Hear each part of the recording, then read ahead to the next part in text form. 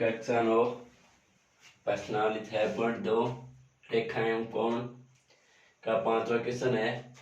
आकृति में PQ और RS दो दर्पण है। क्या है? दर्पण जो एक दूसरे के क्या है समांतर रखे हैं। एक आपतन किरण AB, ये आपतन किरण है।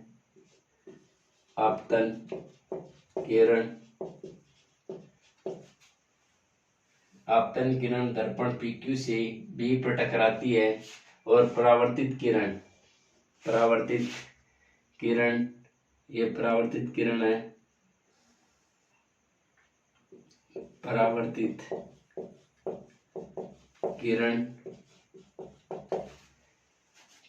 किरण पथ BC पर चलकर दर्पण RS से C पर टकराती है तथा पुनः CD के नदी से परावर्तित हो जाती है। तो सिद्ध कीजिए कि AB समांतर CD। तो आपको सिद्ध करना है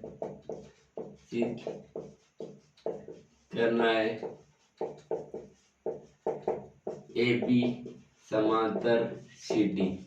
ये जब समांतर होंगी जब एकांतर कोण बराबर हो। एकांतर कोण क्या हो? बराबर हो। इसके लिए आपको रचना में एक तो BE लंब, एक CF लंब घेरना होगा। BE लंबवत है कौन सी रेखा पर? PQ पर। दूसरी है CF लंबवत है RS रेखा। उससे क्या होगा? जब दिया गया है उत्पत्ति में दिया गया है कि PQ और RS दोनों क्या है? समांतर है। PQ और RS दोनों क्या है? समांतर है। और समांतर रेखाओं पे लंबवत गिरे हुए होते हैं, वो भी क्या होते हैं? समांतर होते हैं। क्या होते हैं? समांतर। तो BE समांतर है CF की। जब रेखाएं बराबर है, दिया गया है कि PQ समांतर है RS के, तो BE जो लंब गिरा जाता है वो भी क्या होता है? समांतर होता है। अब देखो कि जब किरण आपतित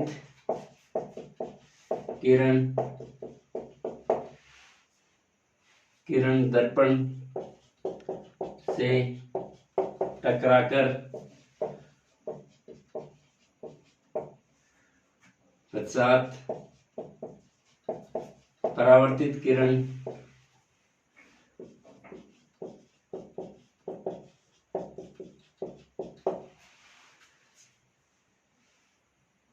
जब आपतित किरण दर्पण से टकराकर पुनः उसी माध्यम में आपतित किरण दर्पण से टकराकर पश्चात परावर्तित किरण में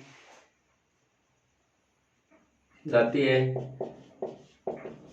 तो आपतन कोण बराबर परावर्तन कोण दोनों क्या होते हैं? बराबर। क्या होते हैं? बराबर। जब आपतित किरण दर्पण से टकराकर पुनः उसी माध्यम में लौट जाती है तो ये दोनों कोण क्या होते हैं? बराबर होते हैं। आपतन कोण और परावर्तन कोण। अब देखो इसका नाम है 1, 2, इसका नाम है 3 और 4।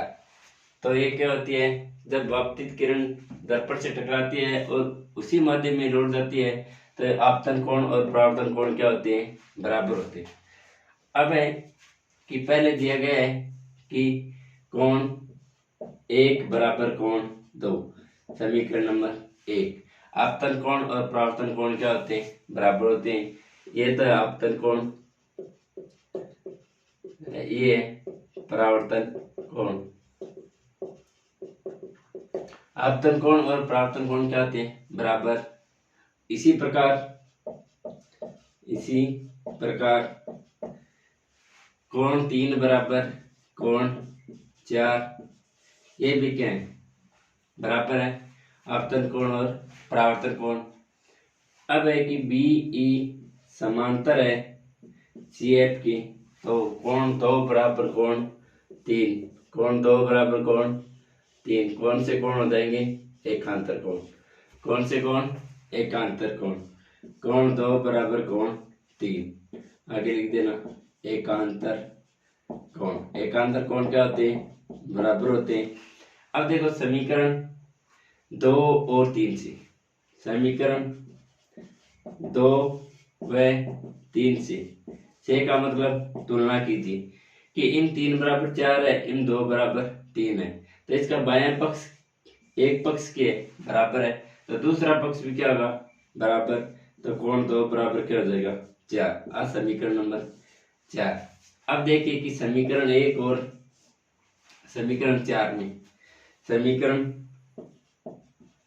1 व समीकरण 4 में, समीकरण 1 और 4 में देखिए कि इसका एक पक्ष बराबर है, कोण 2 बराबर कोण 2, तो 1 बराबर क्या हो जाएगा 4, तो कोण 1 बराबर 4, ये समीकरण नंबर 5। अब देखिए कोण 1 बराबर क्या है 4, 2 बराबर 3 आपको पहले ही दिया हुआ है, तो 1 और 2 को जोड़ने पर, कोणों को जोड़ने पर, तो यहाँ आपको कौन से कोण बराबर करने हैं ए बी सी बराबर है बी सी डी, ये तभी बराबर होंगे जब आप इन दोनों कोणों का क्या करोगे योग करेंगे। तो कोण 1 और 2 को जोड़ने पर, तो समीकरण 1 प्लस समीकरण 2, समीकरण 1 और 2 को जोड़ने पर समीकरण 1 का बायां पक्ष है 1 प्लस 2 और इसका है कोण 2 प्लस कोण 3। अब देखिए कि आपको क्या करना है कि कोण 1 बराबर कोण क्या है 2 है, तो इसमें देखो कि 2 बराबर क्या है 4, इसमें क्या है 2 बराबर 3, तो आप सेम कीजिए कि 1 बराबर क्या है 4 और 2 बराबर क्या है 3, तो 1 बराबर 4 और 2 बराबर 3, 3 और 4, तो 1 बराबर क्या है 4, तो 1 प्लस 2 बराबर क्या है 3, तो इसका योग क्या होगा 2 बराबर 3 और 1 बराबर 4, तो ये कौन है ए बी सी बराबर कौन बी सी डी। आपको क्या ज्ञात करना था यही ज्ञात करना था।